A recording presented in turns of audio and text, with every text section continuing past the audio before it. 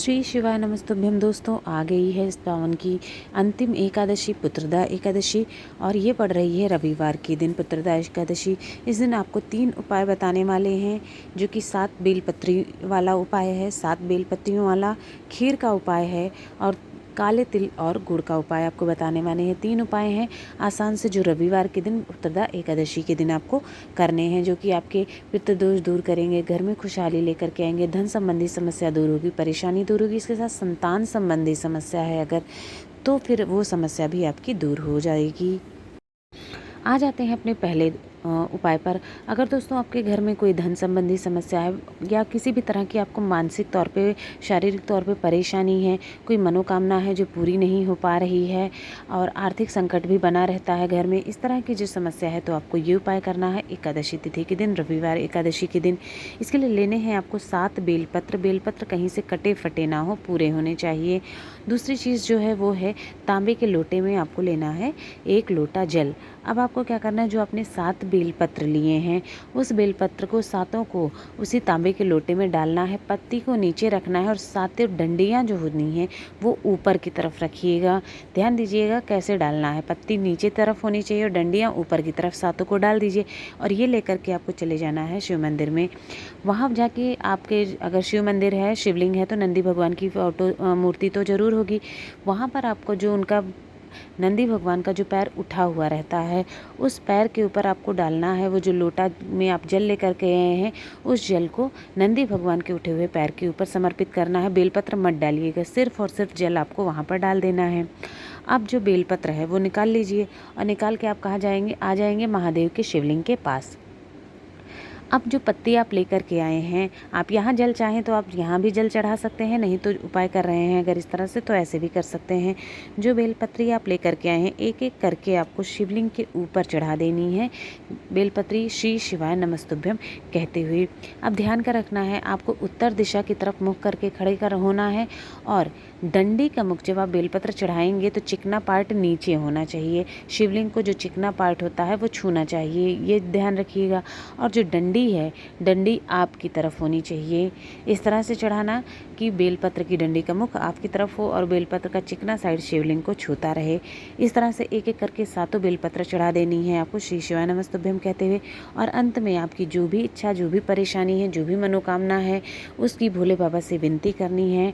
और सावन की आखिरी एकादशी है, सावन खत्म होने वाला है, भोले बाबा जाते जाते सावन के महीने आपकी मनोकामना ज़रूर पूरी करेंगे। अब आ जाते हैं अपने दूसरे उपाय पर।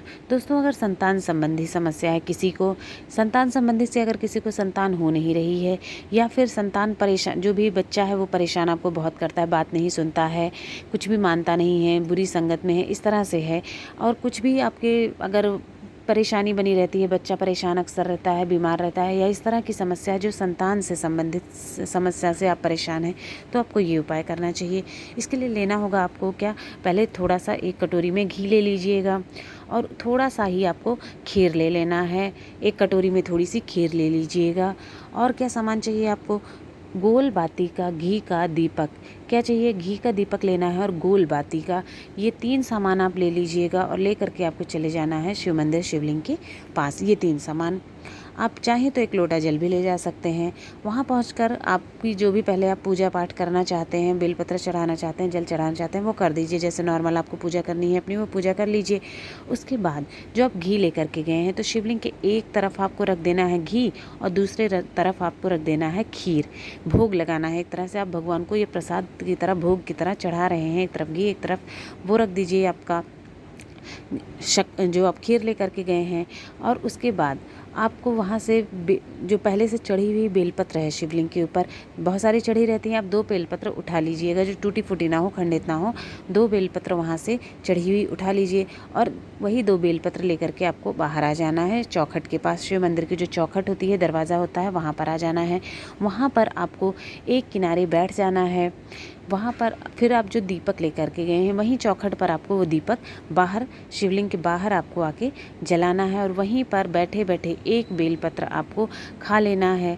और जो भी आपकी संतान संबंधित परेशानी है कि संतान नहीं हो रही है या बीमार रहती है, जो भी है आपको वो मन में अपने भगवान भोलेनाथ से वो प्रार्थना करनी है। भगवान भोलेनाथ को वो मन से पूरे दिल से आपको प्रार्थना करनी है और वो एक बेलपत्र आपको खा लेना है। अब ये उपाय विशेष तौर पे महिलाओं को करना है। महिलाओं को एक आपने खा लिया, उसके बाद आपके पास एक बेलपत्र बची, वो लेकर के आपको घर आ जाना है और वो बेलपत्र आपको अपने पति को खिला देना है। पुत्रदा एकादशी का दिन है, एकादशी तिथि का ही ये उपाय है। इसी के लिए ये पुत्रदा एकादशी है, संतान संबंधित संतान के लिए, सुख समृद्धि के लिए ये उपाय आपको पुत्रदा एकादशी के दिन एक बार ज़रूर करके देखना चाहिए। हर किसी के लिए नहीं है ये उपाय काम का, लेकिन जिनके साथ समस्याएं हैं उनके लिए बहुत काम का उपाय है। एक बार करके देखिएगा, आसान उपाय भी है, ज़रूर आपकी गोद भर जाएगी। या जो भी समस्या है वो भोले बाबा ज़रूर दूर करेंगे, आपकी वो समस्या ज़रूर दूर होगी। अब आ जाते हैं अपने तीसरे उपाय पर। दोस्तों, रविवार की एकादशी है, रविवार के दिन पड़ रहा है, सूर्य भगवान का भी दिन होता है और एकादशी तिथि भी पड़ रही है। अगर आपके जो भी परेशानी है, समस्याएं हैं, धन संबंधी संकट है, मनोकामना है या फिर पितृदोष की समस्या है, कोई काम बनता नहीं है, बनते बनते काम बिगड़ जाता है, तो ये उपाय आपको करना चाहिए। इसके लिए लेना क्या होगा, आपको 1 लोटा जल लेना होगा। जल चाहे तांबे के लोटे में ले लीजिए या नॉर्मल स्टील का जो लोटा आता है, पीतल का लोटा आता है, आप उसमें भी ले सकते हैं। जल ले लीजिए और उसमें आपको डालने हैं 11 दाने काले तिल के डालने हैं। ठीक है, 11 दाने काले तिल। काले तिल क्या करता है, जो संकट होते हैं, मुसीबतें होती हैं, नकारात्मक ऊर्जा होती है, उसको दूर करता है, परेशानियों को दूर करता है काला तिल। साथ ही साथ शनि दोष को दूर करता है और जिस तरह के आपके पितृदोष है उसको भी दूर करता है। तो काला तिल उसी लोटे में डाल लीजिए और थोड़ा सा गुड़ आप ले लीजिएगा। अगर कोई और लोटा है तो गुड़ को उस लोटे में डाल दीजिए, पर अगर आपने तांबे का लोटा लिया है तो गुड़ उसमें मत डालिएगा, क्योंकि मीठा गुड़ जो है वो तांबे के लोटे में नहीं डाला जाता है। अगर आपने स्टील पीतल लिया है तो गुड़ डाल दीजिएगा, नहीं तो तांबे का है तो गुड़ आप अपने हाथ में रख लीजिए।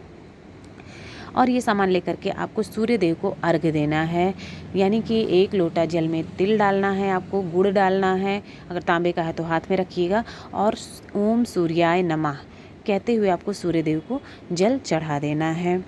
इसकी ये आपने कर दिया और अगर हाथ में जो गुड़ लिया हुआ है उसको भी बाद में समर्पित कर दीजिए और सूर्य देवते जो भी परेशानी समस्या है उसकी प्रार्थना करिएगा। अब आपको क्या करना है, ये जो जल आपने चढ़ाया इस लोटे को आपको धोना नहीं है किसी भी तरह से, उसको एज इट इज़ वैसे ही रखना है। और अगले दिन अर्थात अगले दिन सोमवार के दिन पड़ रहा है, सावन का आखिरी सोमवार है, साथ ही साथ प्रदोष का दिन पड़ रहा है, तो आपको क्या करना है, उसी लोटे में अपने घर से जल भरना है और शिव मंदिर जाकर शिवलिंग के ऊपर श्री शिवाय नमस्तुभ्यम कहते हुए उसी लोटे से जल आपको समर्पित कर देना है।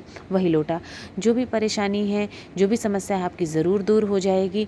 अगर ग्रह दोष है या पितृदोष है, वो पितृ भी आपसे खुश हो जाएंगे, नाराज़ हैं तो वो आपसे खुश हो जाएंगे, आपकी मनोकामना पूर्ण करेंगे, आपके घर में उन्नति होने लगेगी, तरक्की होने लगेगी, सभी काम बनने लगेंगे।